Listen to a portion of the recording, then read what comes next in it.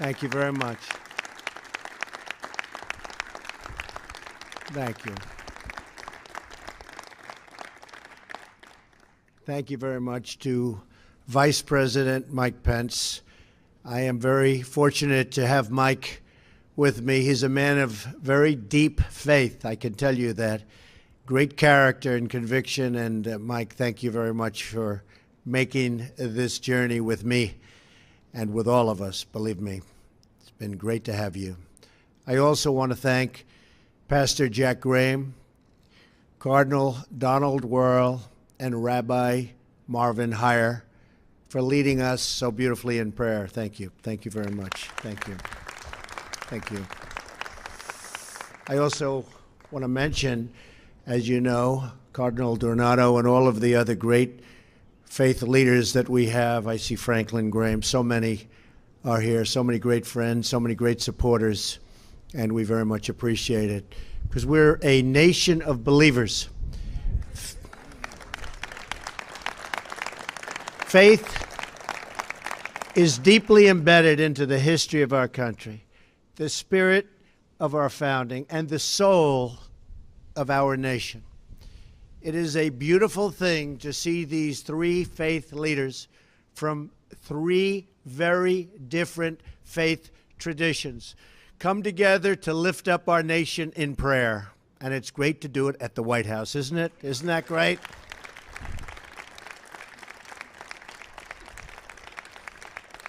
Because not only are we a nation of faith, but we're a nation of tolerance.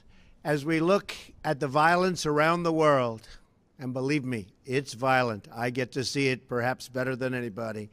We realize how truly blessed we are to live in a nation that honors the freedom of worship. Today, my administration is leading by example as we take historic steps to protect religious liberty in the United States of America.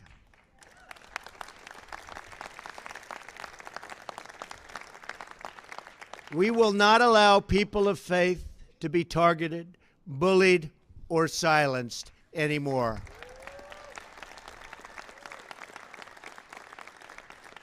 And we will never, ever stand for religious discrimination. Never, ever. Tolerance is the cornerstone of peace. And that is why I am proud to make a major and historic announcement this morning and to share with you that my first foreign trip as President of the United States will be to Saudi Arabia, then Israel, and then to a place that my cardinals love very much, Rome.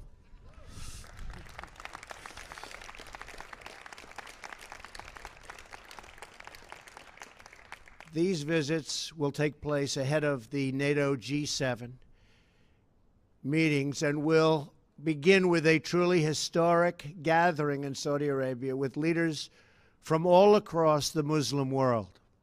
Saudi Arabia is the custodian of the two holiest sites in Islam, and it is there that we will begin to construct a new foundation of cooperation and support with our Muslim allies to combat extremism, terrorism, and violence, and to embrace a more just and hopeful future for young Muslims in their countries.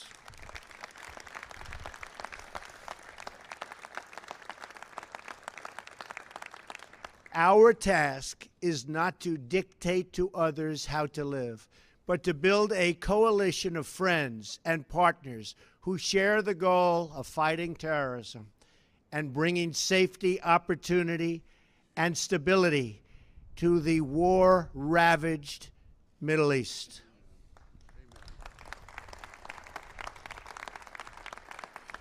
We all pray that we can make a difference. We pray for peace. Just over 150 years ago, President Lincoln called for a national day of prayer today, after he feared that we were becoming a nation too proud to pray to the God that made us.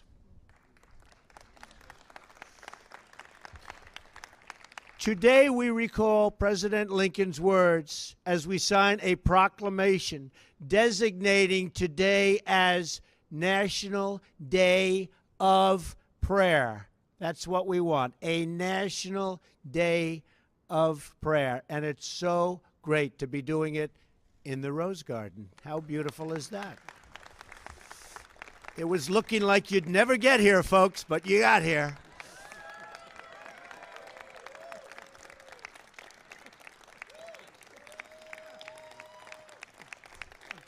Thank you. Thank you.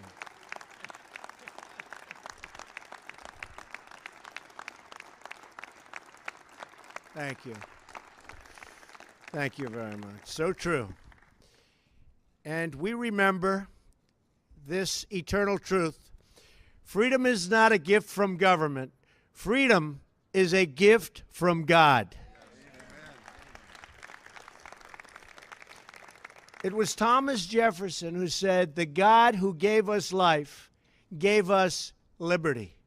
Our founding fathers believed that religious liberty was so fundamental that they enshrined it in the very First Amendment of our great and beloved Constitution.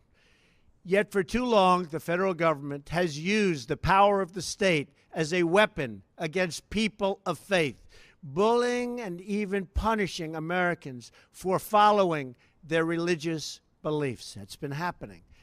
That is why I am signing today an executive order to defend the freedom of religion and speech in America, the freedoms that we've wanted, the freedoms that you fought for so long, and we are doing it in just a little while right over here.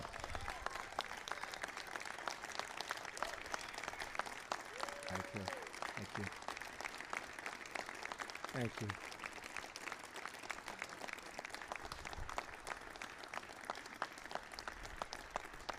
Thank you all. Thank you. No American should be forced to choose between the dictates of the federal government and the tenets of their faith.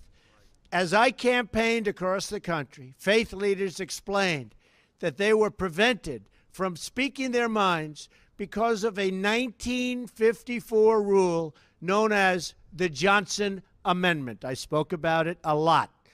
Under this rule, if a pastor, priest, or imam speaks about issues of public or political importance, they are threatened with the loss of their tax-exempt status, a crippling financial punishment. Very, very unfair. But no longer. I promised to take action if I won. If I didn't win, I gave you no promise, that's for sure. If I didn't win, I guess I'd be gone, right? I'd be out enjoying my life, I think. But I wouldn't be helping you with the Johnson Amendment. And to this end, this financial threat against the faith community is over.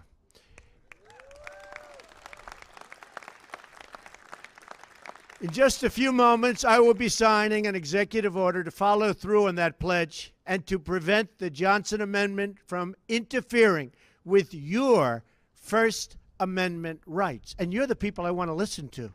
Other people are allowed to tell me and everybody what to do. I want to hear it from you, and so do a lot of other people. So you're now in a position where you can say what you want to say. And I know you'll only say good, and you'll say what's in your heart. And that's what we want from you. You are great, great people. You are great, great people. Thank you. Thank you. This executive order directs the IRS not to unfairly target churches and religious organizations for political speech. No one should be censoring sermons or targeting pastors.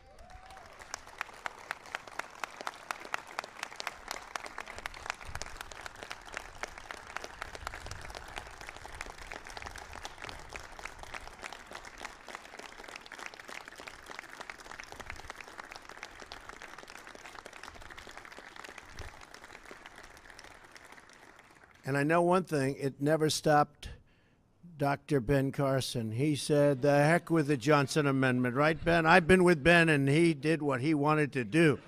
But not everybody's going to do that, Ben. You know that, right? In America, we do not fear people speaking freely from the pulpit. We embrace it.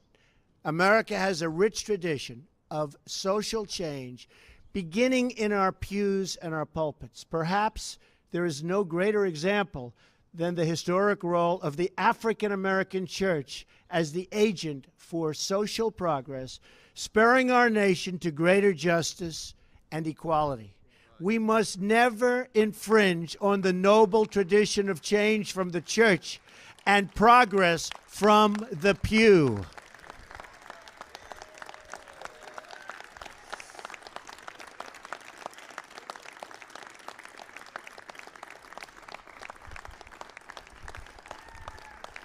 Thank you.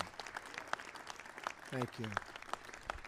Under my administration, free speech does not end at the steps of a cathedral or a synagogue or any other house of worship. We are giving our churches their voices back. We are giving them back in the highest form. With this executive order, we also make clear that the federal government will never, ever penalize any person for their protected religious beliefs.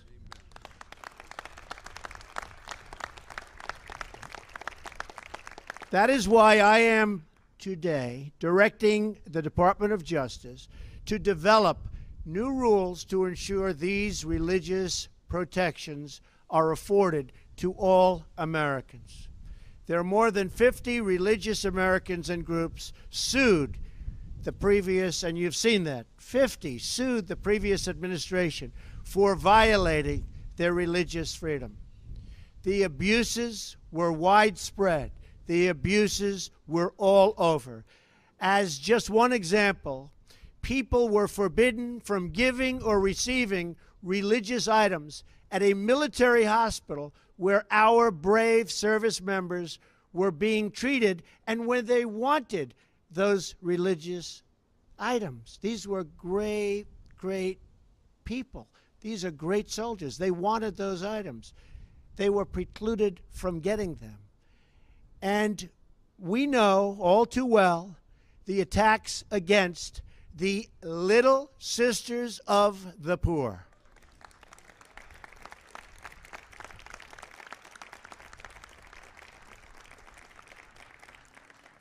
Incredible nuns who care for the sick, the elderly, and the forgotten. Where are they, by the way? Where are they? Could you stand, sister? Stand. Come on up here, sister. Come on up. Right? Come on up.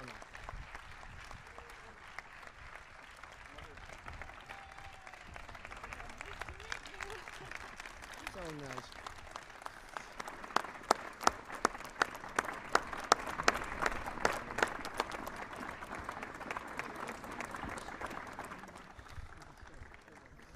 Congratulations, they sort of just won a lawsuit. That was pretty good. That's a good way of doing it, huh? Well, I want you to know that your long ordeal will soon be over. Okay? It's been a long, hard ordeal. We've all been watching. Some of you have been very much involved. A lot of us have been watching the news for years. And 5 years. You had good lawyers? Excellent. Huh?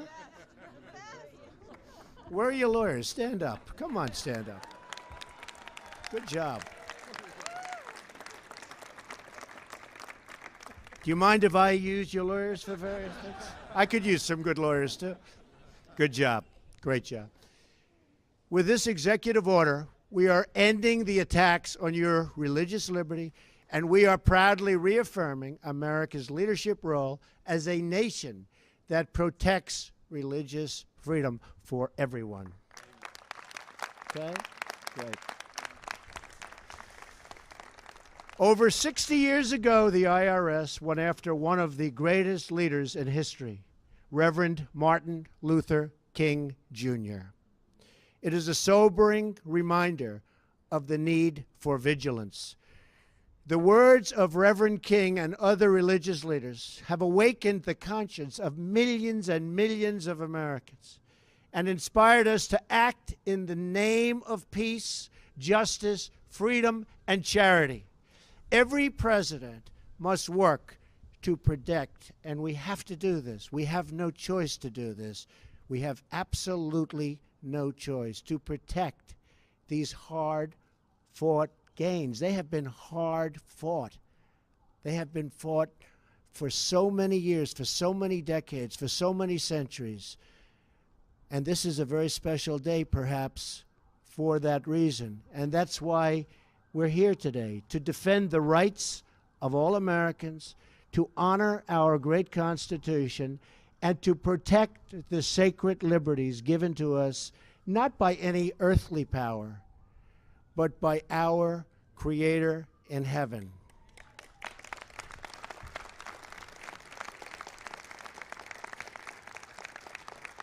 I'd like to thank all of you great religious leaders for being with us today. We have some of our political leaders, you can have them. They know. And today's a very big day. We have a big vote coming up in a little while.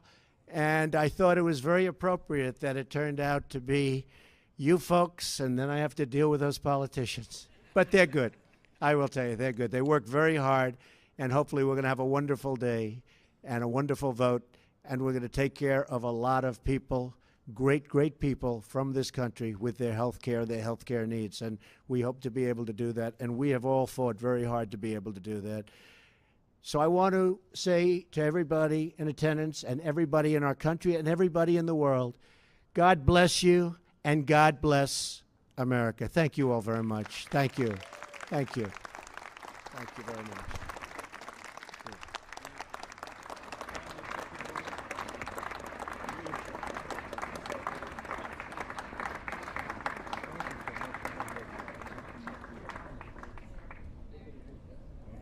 We can gather around. Right here?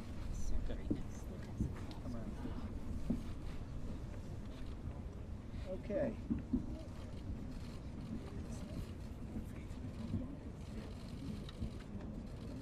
This is National Day of Prayer. We like that, don't we? National Day of Prayer. Proclamation.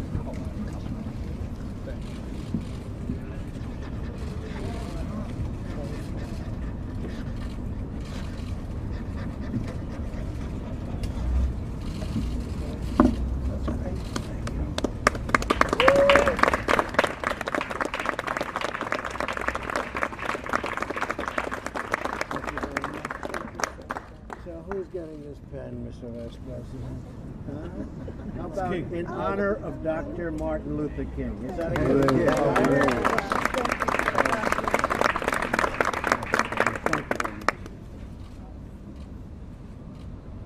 This is promoting and the promotion of free speech and religious liberty. That's a big one. That's as big as it gets, right?